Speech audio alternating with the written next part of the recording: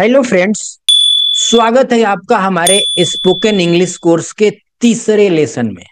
आज हम सीखने जा रहे हैं एक बहुत जरूरी टॉपिक, हैज और हैव का सही यूज। अगर आप ये सीख गए तो मेरे पास क्या है, उसके पास क्या है, ऐसे सारे सेंटेंस आप आसानी से इंग्लिश में बोल पाएंगे। बिना देर किए वीडियो में आगे बढ़ते हैं। हैज और हैव का मतलब होता है पास होना, मतलब किसी के पास कोई चीज होना। अब अगर ऐसे सेंटेंसेस को ट्रांसलेट करना है इंग्लिश में तो उसका एक रूल है। आई, वी, यू और दे के साथ हैव का यूज होता है। आई, वी, यू और दे के साथ हैव का यूज होता है। ही, सी, इट, नेम के साथ हैज का यूज होता है। ही, सी, इट एंड नेम के साथ हैज का यूज होता है। आइए इसको प्रैक्टिकली समझते हैं। जैसा कि मैं स्टार्टिंग में ही बताया हूं कि आई, वी, यू, दे के साथ हैव का यूज होता है। अगर कोई सेंटेंस है, मेरे पास एक किताब है, तो आई के साथ हैव का यूज होता है और किताब को इंग्लिश में बुक बोलते हैं। मेरे पास एक किताब है, I have a book. I have a book.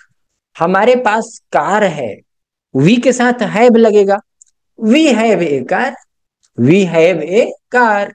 तुम्हारे पास समय है, यू के साथ हैव लगेगा, यू हैव टाइम।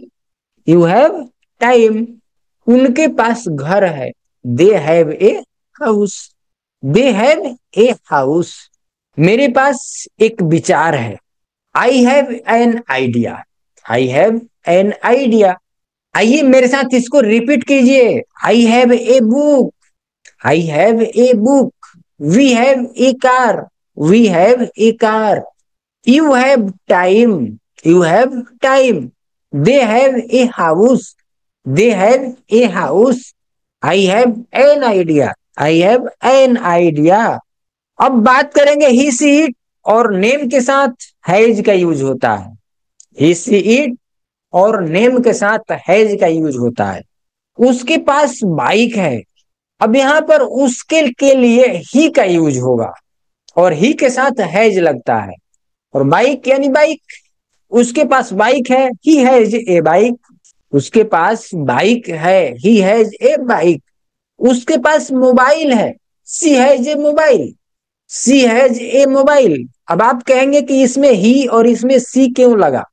जरूरी नहीं है, दोनों में भी आप ही लगा सकते हो। अब ये उस पर्सन के ऊपर डिपेंड करता है जिसके लिए हम बोल रहे हैं।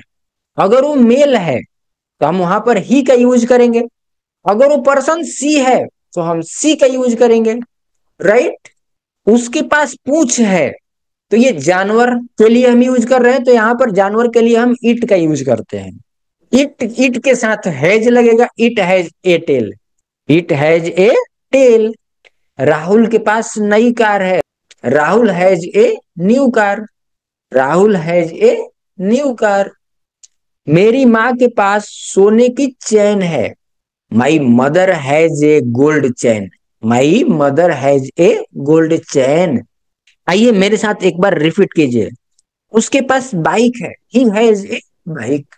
उसके पास मोबाइल है, सी हैज ए मोबाइल।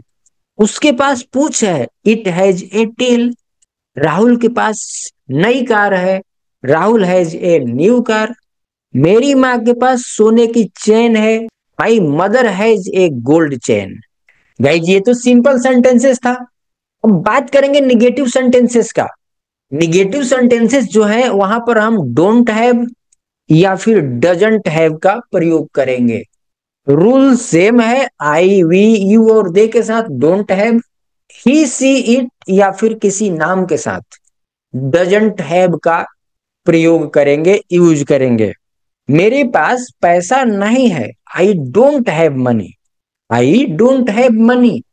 उसके पास कार नहीं है, he doesn't have a car. अब ही के साथ डजंट का यूज होगा, he doesn't have a car. हमारे पास समय नहीं है, we don't have time. We don't have time. आइए इसको भी एक बार मेरे साथ रिपीट कर लीजिए। मेरे पास पैसा नहीं है, आई डोंट हैव मनी। उसके पास कार नहीं है।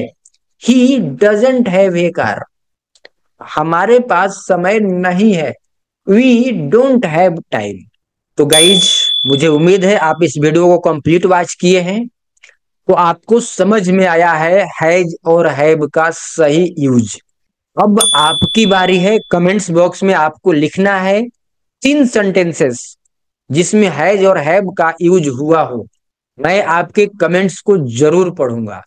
अगर आपको यह लेसन पसंद आया हो तो यह वीडियो को लाइक कीजिए, शेयर कीजिए और कमेंट्स कीजिए। साथ ही साथ चैनल को सब्सक्राइब जरूर कीजिए। मिलेंगे अगले वीडियो में, जहां पर हम सीखेंगे वाज और वेयर का सही यूज, लेसन नंबर 4 में। तब तक के लिए keep learning, keep speaking English. Take care. Bye bye.